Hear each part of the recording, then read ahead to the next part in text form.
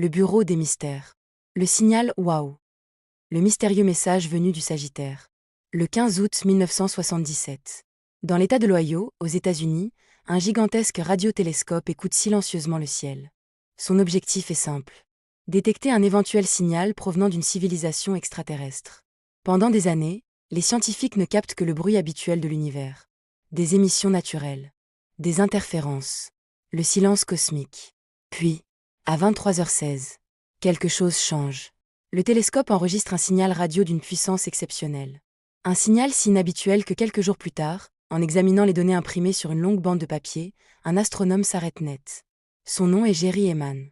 Devant une suite de caractères 6 + 5, il comprend immédiatement qu'il ne s'agit pas d'un bruit ordinaire. Il entoure les chiffres d'un stylo rouge.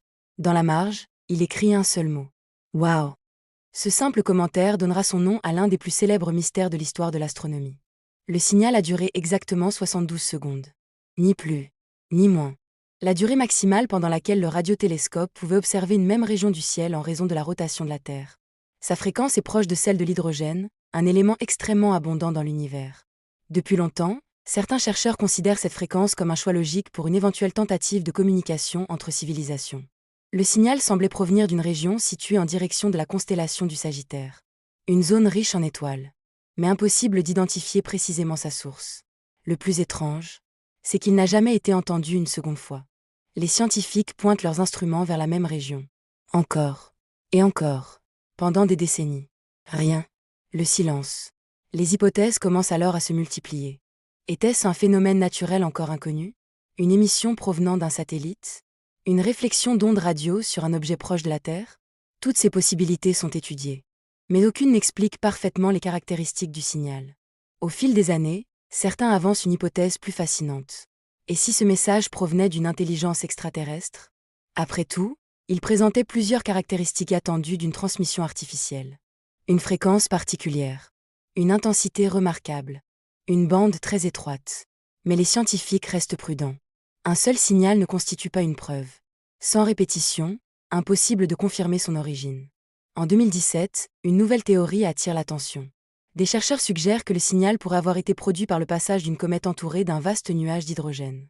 L'idée suscite un vif débat. Plusieurs spécialistes estiment que cette explication ne correspond pas complètement aux observations réalisées en 1977. Le mystère demeure donc entier. Aujourd'hui encore, le signal Waouh reste l'un des événements les plus intrigants jamais enregistrés par un programme de recherche de vie extraterrestre. Il n'a jamais été reproduit. Jamais confirmé. Jamais totalement expliqué. Depuis cette nuit de 1977, les radiotélescopes du monde entier continuent d'écouter l'univers. Des milliards de fréquences sont analysées. Des millions d'étoiles sont observées. Et pourtant, aucun autre signal n'a provoqué un tel mélange d'espoir, de curiosité et d'interrogation.